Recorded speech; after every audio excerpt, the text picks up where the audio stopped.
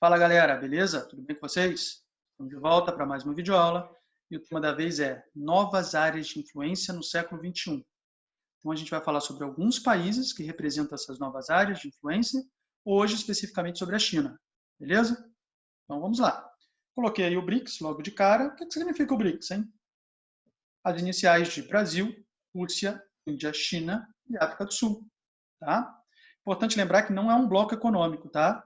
Não é um bloco econômico, cuidado com isso. Eu vejo muito aluno errando isso em prova, tá? Esse termo foi criado no início dos anos 2000 pelo economista Jim O'Neill, que classificou esse grupo de países como os novos emergentes. Ou seja, na visão dele, eram os países que apresentavam um grande crescimento no cenário internacional, na economia, na política e na diplomacia, nas relações internacionais. Então, o Jim O'Neill, no início dos anos 2000, reparou que Brasil, Rússia, Índia, China e África do Sul, depois entrou a África do Sul, né? Inicialmente era só BRIC. Mas, enfim, reparou que esses países estavam tendo um grande desempenho no cenário internacional na área da política, da economia e da diplomacia. Tá? Então, segundo O'Neill, esses países estavam ou consolidando ou até mesmo expandindo as suas áreas de influência. Tá? E quais seriam essas áreas de influência naquele momento? O Brasil, uma área de influência ali na América Latina, a Rússia no leste europeu, né, as ex-repúblicas soviéticas, e na Ásia Central, a Índia no sudeste asiático, a China no mar do sul da China e no leste asiático, rivalizando com o Japão, daqui a pouco a gente fala disso, e a África do Sul, ali na África Meridional, no sul da África. Tá? Então é isso, esse grupo surgiu, né, por indicação do Jim O'Neill. Ele mostrou que esses países estavam tendo um grande desempenho e sugeriu que eles, né, conversassem. Isso foi feito. Esses países eles formalizaram acordos comerciais, acordos diplomáticos. A China, por exemplo, já é a maior parceira comercial do Brasil. Eles criaram, inclusive, uma espécie de FMI, né, Fundo Monetário Internacional. Eles criaram o FMI do BRICS, ficou conhecido como NBD, Novo Banco de Desenvolvimento. Tá? Então, a mesma função do FMI, emprestar dinheiro para país que quer investir na sua infraestrutura, quer se desenvolver. Isso, gente, no cenário internacional é muito importante. E o Brasil fez parte disso. Tá? Então, diversos acordos foram feitos, foram firmados, mas não formaram um bloco econômico. Tá? Deixando isso claro mais uma vez. Apesar de terem características parecidas, a ponto de serem colocados no mesmo grupo, esses países têm contradições internas muito grandes, muito marcantes. Tá? Não dá para botá-los como países homogêneos. Beleza? Vamos lá. Acontece que, com o passar do tempo, nos anos 2010, mais ou menos, alguns países perderam importância no cenário internacional. São os casos de Brasil, Rússia e África do Sul. Na visão do O'Neill, então, esses países perderam um pouco a sua influência, a sua importância no cenário internacional, e ele, então, falou que não cabia mais falar de BRICS, que os novos emergentes agora seriam os TICs. Quem seriam os TICs? Taiwan, Índia, China e Coreia do Sul. Portanto, sai Brasil, Rússia e África do Sul, permanece China e Índia, entra Taiwan e Coreia do Sul, dois tigres asiáticos. Tá? Isso é importante, depois a gente fala sobre os tigres asiáticos. Então, segundo O'Neill, esses seriam os novos emergentes. A mesma coisa, são esses países agora que, no momento, estão tendo um desempenho econômico, político, diplomático mais significativo. Tá? Vamos lá, vamos começar a falar da China agora. Primeiro, coisa importante, é República Popular da China.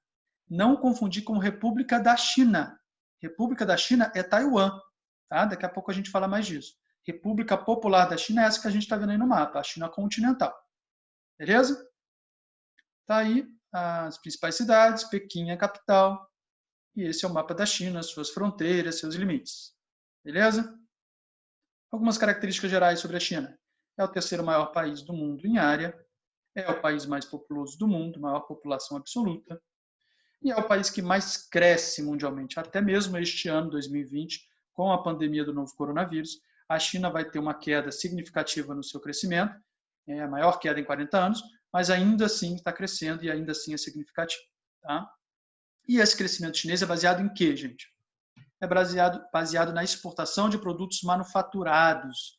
é o famoso Made in China, que a gente vê nas etiquetas de alguns produtos, tá? De vários produtos. Então, daqui a pouco a gente explica como que a China chegou nesse ponto aí. Mas, basicamente, o forte crescimento econômico chinês se dá a partir da exportação de produtos manufaturados, do Made in China. Beleza? Vamos ver alguns aspectos naturais do território chinês agora. Mapa de relevo e hidrografia. Bom, está vendo ali as altitudes, né? Planaltos, planícies e montanha. Né?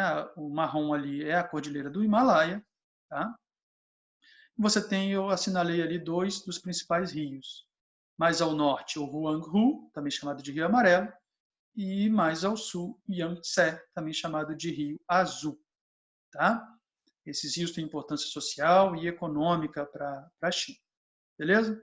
Tem a formação dos lagos ali, mais no noroeste do território chinês. Tá? E sobre o clima? Bom, a China tem basicamente um clima de temperaturas amenas. Tá? O território chinês predomina o clima subtropical e temperado.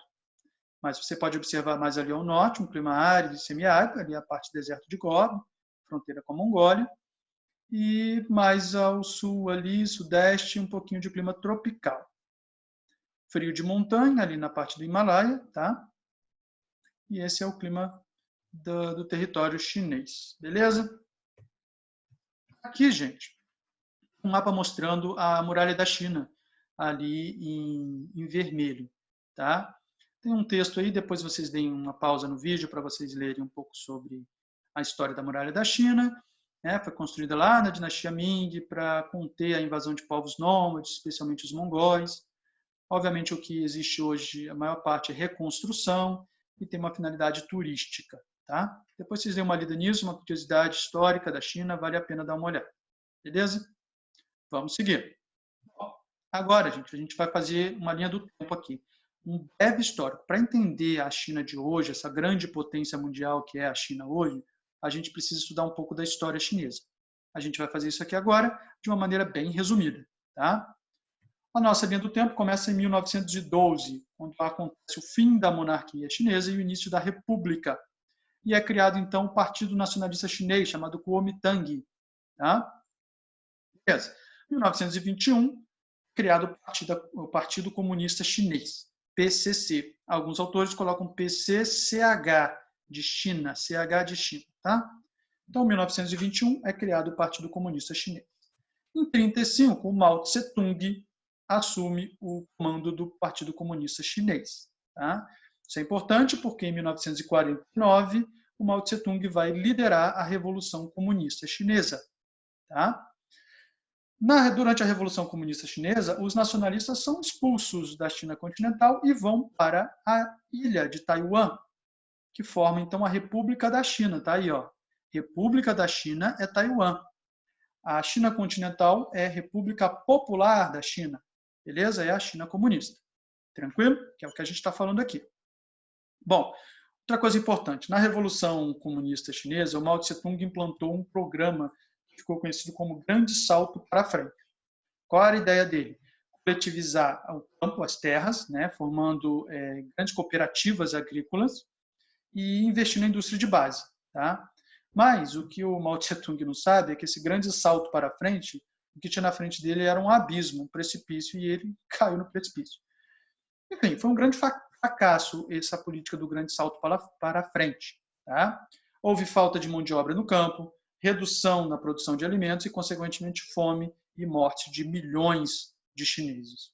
Isso levou, inclusive, no ano de 1960, ao rompimento das relações diplomáticas com a União Soviética. Tá? Claro, também a União Soviética não queria associar a imagem do comunismo a esse caso de fracasso do comunismo na China, tá? Com essas mortes todas. Beleza?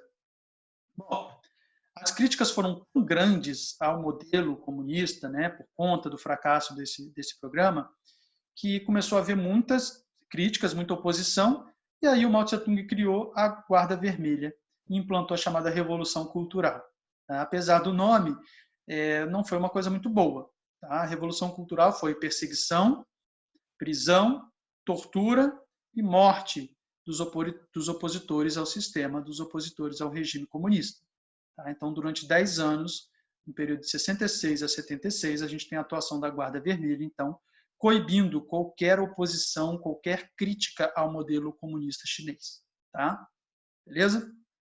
As coisas começam a mudar um pouco em 1978, quando Mao Tse-tung morre e o Deng Xiaoping assume o poder do Partido Comunista Chinês.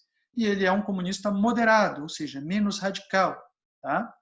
E o Mao Tse-tung, e o Deng Xiaoping, ele também implanta alguns programas. A política ficou conhecida como Programa das 4 Modernizações. 4 modernizações porque ele investiu bastante em 4 áreas. São elas indústria, agricultura, ciência e tecnologia.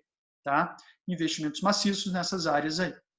Bom, dentro desse contexto das 4 modernizações, foram criadas as ZEEs. Vocês se lembram o que são as ZEEs? Zonas Econômicas Especiais. Tá? Daqui a pouquinho a gente vai ver o mapa, a localização dessas ZEEs. Mas, na verdade, o que significa isso? As ZEEs são áreas onde se permite atuação capitalista. A gente está falando de um modelo comunista, né, ou socialista, que permite, em pontos específicos, que são essas ZEEs, a atuação capitalista, ou seja, economia de mercado, presença de empresas multinacionais, transnacionais, mercado financeiro, tudo isso. Tá? Então, isso representou uma abertura econômica internacional da China à economia de mercado, somente nessas áreas. Tá? Por isso que a China é conhecida como um regime híbrido, porque ela seria socialista na política e capitalista na economia. Tá? Ou, como alguns autores preferem, o tal do socialismo de mercado. É meio contraditório, né? Porque economia de mercado é algo típico do capitalismo. Então, socialismo de mercado é uma expressão que meio contraditória. Mas é assim, tá? É assim que funciona na China. Beleza? Então, vamos dar uma olhadinha nas ES. As bolinhas amarelas são as zonas econômicas especiais na China. Reparem, elas estão próximas ao litoral, todas elas. Não por acaso. Isso está relacionado à política de importação e exportação. Tá? Agora, a localização dessas EEs próximas ao litoral criou uma desigualdade muito grande no território chinês. Percebam aí pelo mapa e pela legenda. Essa parte roxa é o centro de tomada de decisão, de inovação e de forte industrialização. Ou seja, são as áreas ao redor, em torno das EEs. Tá? Você tem a área em verde ali, uma periferia agrícola integrada. Então, muito próxima, adjacente a esse centro de tomada de decisão, você tem uma área de produção agrícola, com mecanização, com alta produtividade. Tá? E a maior parte do território chinês, o interior, essa parte laranja, é uma periferia pouco desenvolvida. Tá? Então, isso gerou um cenário que a gente fala, o litoral desenvolvido e o interior empobrecido. Tá? Então, essa desigualdade territorial no desenvolvimento chinês. Ao longo do tempo, a China alterna para políticas de incentivo à ocupação e ao desenvolvimento do interior do território, justamente para minimizar um pouco essa desigualdade territorial tão grande. Tá? Agora, vamos lá, para entender um pouco o sucesso do desenvolvimento econômico chinês. A China é um país mais populoso do mundo, a gente viu isso lá no começo. Né? Então, tem uma mão de obra abundante e até então muito barata, pouco qualificada. E aí, quando o governo cria a política das EEs, né, criando infraestrutura para empresas transnacionais se instalarem nessas áreas, com toda a infraestrutura, toda a logística ali preparada, em áreas portuárias, tudo isso, valendo-se dos recursos naturais abundantes que a China tem e da mão de obra abundante que a China experimentou um surto de desenvolvimento. Mas a grande sacada da China foi o seguinte, ela não simplesmente abriu as suas portas para a chegada de empresas estrangeiras que iriam ali ficar utilizando a mão de obra barata e a matéria-prima abundante barata para o resto da vida. A China condicionou a chegada dessas empresas à transferência de tecnologia. Ou seja, assim, você quer vir aqui para o meu país, usar minha mão de obra barata, minha matéria-prima abundante barata? Beleza, pode vir. Mas com uma condição. Você vai ter que me ensinar a fazer, me ensinar a produzir, me ensinar a criar tecnologia, me ensinar os macetes aí, eu quero aprender. Me ensina os macetes. Essa foi a grande sacada da China. Então, quando ela condiciona a presença de transnacionais, a presença do capitalismo no seu território, né, e cria a estrutura para isso, são exatamente as EEs, quando ela condiciona essa entrada das empresas à transferência de tecnologia, ela consegue, a longo prazo, caminhar com as próprias pernas. Ela consegue, ela mesma, a China, produzir tecnologia. Né? Não ficar ali eternamente servindo como um celeiro de matéria-prima e de mão de obra. Tá? Então, essa foi a grande sacada econômica da China e que ajuda a gente a entender por que a China é hoje a segunda maior potência econômica do mundo. Tá? Então, as exportações de produtos manufaturados, o famoso Made in China. E tem um outro detalhe também que eu vou falar agora, não, daqui a pouquinho, sobre população também. Vamos lá. Uma observação. Como a gente fala de socialismo de mercado, ou a gente fala de regime híbrido, tem uma outra expressão também que se usa para classificar o sistema da China. Um país, dois sistemas. Porque você tem o sistema socialista, que exerce forte controle sobre a população, forte controle sobre a economia, mas tem as áreas econômicas mais livres, especialmente, gente, Hong Kong. Aqui, ó, Hong Kong. Tá? Hong Kong, gente, é uma área administrativa autônoma da China. Tem toda uma questão especial, envolve a Inglaterra. Recentemente a gente passou ali por uns problemas, né? A gente observou alguns problemas em Hong Kong, algumas manifestações e tudo mais, mas a gente fala sobre Hong Kong especificamente em outra videoaula, beleza? O fato é que a China é um país e dois sistemas, é um socialismo de mercado com um regime híbrido. Tranquilo? Tá. Vamos lá. Vamos começar a falar um pouco agora sobre população e urbanização da China. Primeira informação importante, a China tem mais de 1 bilhão de habitantes, então é a maior população absoluta do mundo. Esses habitantes estão concentrados na faixa litorânea, como nós vimos, gerando vazios demográficos no interior do território e também a situação de pouco desenvolvimento no interior do território. Então, ao longo do tempo, uma curiosidade urbanística da China. Na China não tem favela, tá? Não existem favelas. Não existe formação dessas áreas com ausência de poder público, onde a população vai ocupando ali aleatoriamente. Não existe isso. Tá? A China controla bastante a ocupação do seu território. Só que com isso há cidades fantasmas, porque foram criados condomínios, bairros, para receber muita gente e não recebeu. Então está subutilizado, está subocupado. Então, a gente chama de cidades fantasmas, tá? Bairros que foram feitos para, sei lá, 100 mil habitantes e tem 2 mil, sei lá. Então, assim, essas áreas que estão subocupadas formam o que a gente chama de cidades fantasmas, tá? Ao longo do tempo, a China alternou, então, políticas de incentivo à ocupação e ao desenvolvimento do interior, justamente para sanar aquele problema que a gente viu anteriormente, do interior ser pouco desenvolvido e ter vazios demográficos, ou seja, pouca população por área, densidade demográfica baixa. Tranquilo? Muito bem. E a parte importante que eu falei da economia também. O grande crescimento econômico no chinês não se dá somente por conta da exportação de produtos manufaturados, mas também por um consumo interno. A China hoje tem um mercado consumidor interno. A gente está falando de uma população de mais de 1 bilhão de habitantes, gente. Então, quando a China qualificou um pouco a sua mão de obra, permitindo a ascensão de centenas de milhares de chineses ao grupo, a faixa de classe média, você tem a galera consumindo, a galera com dinheiro no bolso para consumir. E esse consumo interno, este mercado interno, sustenta o enorme crescimento econômico chinês. Tá? Então, a gente pode dizer, presta atenção nisso agora, se tiver uma pergunta, o que explica o imenso crescimento econômico chinês nas últimas décadas? Primeiro, exportação de manufaturados e consumo interno. Então, a China tem um consumo interno, um mercado consumidor interno muito forte hoje. Beleza? Vamos lá. Sobre população. A China, baseada nas políticas neomalthusianas, na teoria neomalthusiana, a China entendia que, para ela se desenvolver, ela precisava diminuir a quantidade de população. Então, ela implantou na década de 80 a chamada política do filho único, onde os casais eram permitidos ter somente um filho. Tá? Um filho por casal. Beleza? Essa política foi relativamente bem sucedida nas áreas urbanas, nas áreas rurais nem tanto. Houve uma supervalorização do filho homem, tá? Tem uma questão cultural aí da sociedade chinesa. Então, às vezes, quando nascia o primeiro filho do casal, nascia mulher, muitos matavam para poder ter o primeiro filho, e ele ser homem. Então, a questão do machismo, questão cultural, fazendo com que houvesse uma supervalorização do filho homem. Ao longo do tempo, essa política do filho único, gente, levou a um cenário de envelhecimento da população chinesa. Tá?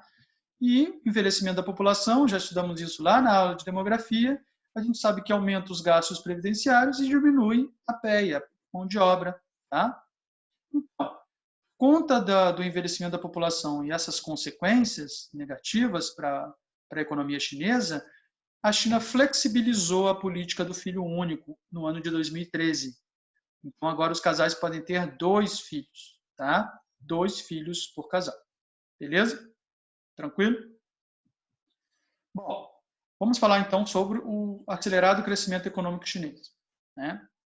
Esse crescimento chinês nas últimas décadas, que elevou a China ao patamar de segunda maior potência econômica do mundo, fez com que aumentasse a necessidade por recursos naturais. Né? A produção, aumento da produção, aumenta a necessidade por recursos naturais. E a China foi buscar esses recursos nas suas áreas de influência. Ela já buscava muito ali na Oceania, na própria Ásia, mas aumentou, expandiu a sua área de influência.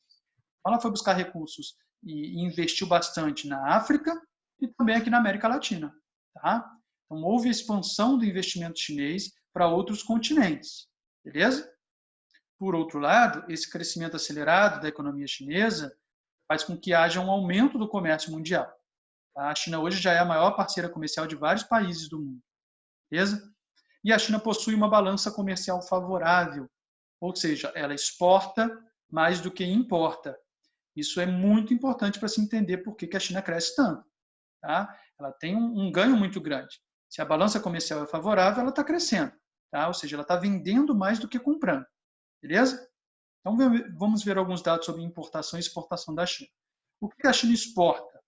Principalmente produtos manufaturados, como nós falamos, o famoso Made in China, e maquinários também. Os principais parceiros comerciais para exportação: Hong Kong, Estados Unidos, Coreia do Sul. Tá? E importação: a China importa principalmente grãos, alimentos e petróleo. De quem que ela importa mais? Coreia do Sul, Japão e Taiwan. Beleza? Os principais parceiros comerciais da China para importação. Agora, um parênteses aí para falar da relação China-Brasil. A China é a maior parceira comercial do Brasil hoje. Cerca de 20% das exportações brasileiras tem como destino a China. E o Brasil vende para a China importa do Brasil principalmente minério de ferro, soja e carne. Tá? Principalmente esses 3 produtos. Minério de ferro, soja e carne. Produtos primários, portanto. Tá? Tranquilo?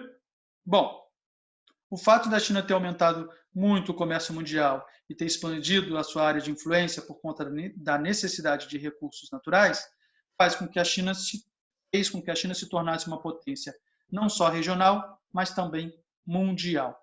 Tá? Então, vamos ver agora como que essa situação de ser uma potência regional e mundial, como que ela se reflete. Tá? Primeiro, a China está presente no Conselho de Segurança da ONU como membro permanente com direito a veto. Tá? A China faz parte da OMC, Organização Mundial do Comércio. A China faz parte do G20. Há soldados chineses nas missões de paz da ONU no Sudão do Sul, no Mali, na Libéria. Tá? Então, olha o aumento da presença diplomática, das relações internacionais chinesas. Ela está presente nos principais organismos internacionais.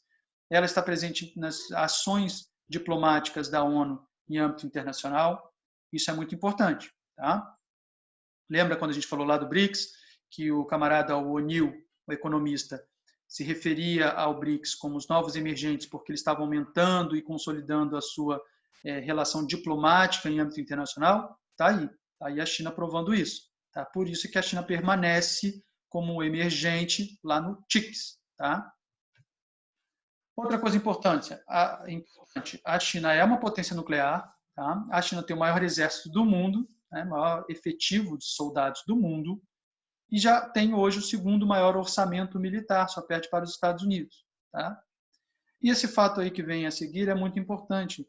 A China tem hoje uma base naval no Djibouti, que fica ali na África, na entrada do Mar Vermelho, ali na entrada para o Canal de Suez. Tá? Isso é muito importante. Desde a dinastia Ming, a China não tinha uma base naval fora do território chinês. Isso é muito importante. Mostra a expansão militar da China. Beleza? Ainda que tímida, ela está se expandindo. Tá? Continuando. Há uma disputa com o Japão pela hegemonia do leste asiático e do Mar do Sul da China, como a gente já falou. E aí existe uma disputa mesmo literal pela posse de algumas ilhas ali no Mar do Sul da China. Ilhas que são desabitadas, mas que têm petróleo no subsolo e recursos pesqueiros no litoral. Tá? Então, o Japão alega que é dele, a China alega que é dela, e tem essa disputa. Não chega a ser uma disputa militar, não há confronto militar, mas existe essa disputa diplomática pela posse dessas ilhas. Tranquilo? Mais um. A China, então, que já tinha uma influência significativa ali no leste asiático e na Oceania, né, ela está aumentando a sua área de influência. Tigres asiáticos, Austrália e Nova Zelândia, os dois principais países da Oceania, e também a Coreia do Norte, gente. O regime mais fechado do mundo da Coreia do Norte, que sofre várias sanções econômicas mundiais por parte dos países ocidentais e dos Estados Unidos, consegue sobreviver, consegue se manter, muito graças ao apoio da China. Tá? Quase toda, 80, se não me engano, 85% ou 88% das exportações da Coreia do Norte tem como destino a China, e de tudo que a Coreia do Norte importa, a maior parte, também 80%, vem da China. Tá? Então, assim, é muito grande a relação comercial, inclusive de armas, tá? Entre Coreia do Norte e China. Beleza? E para fechar, a nova Rota da Seda. Todos devem se lembrar da Rota da Seda, da antiga, já deve ter estudado isso em história, mas agora a gente está falando da nova Rota da Seda. Na verdade, gente, é um investimento megalomaníaco, assim, absurdo. Muito dinheiro sendo investido, principalmente em estruturas de transporte e de comunicação, em 3 continentes diferentes: Ásia, África e Europa. Tá? Então, a nova Rota da Seda, na verdade, é uma política de investimento infraestrutural, principalmente em transporte e comunicação, e aí a gente está falando da criação e ou da manutenção, né, da melhoria de rodovias, ferrovias, hidrovias, portos, dutovias, ou seja, gasoduto, mineroduto, oleoduto, tá? Implantação, construção de fibra ótica, tá? Cabos de comunicação entre esses 3 continentes. Para que isso? Para que a China está fazendo isso? Para ampliar o comércio mundial, para ampliar a circulação de mercadorias. Ou seja, uma política bem capitalista, né? Bem neoliberal. Então, é engraçado ver a China, que é tida como comunista, como socialista, implantando um projeto tão grande como esse, que envolve 3 continentes, mais de 60 países, muito dinheiro envolvido, tudo isso para facilitar, para ampliar a circulação de mercadorias. Tá? Inclusive, gente, tem uma ferrovia já que liga a capital chinesa à capital alemã. Então, uma ferrovia que liga Pequim a Berlim. Tá? Bem bizarro isso. Tranquilo? E é isso, gente. Por hoje é só. Encerramos, então, o assunto China.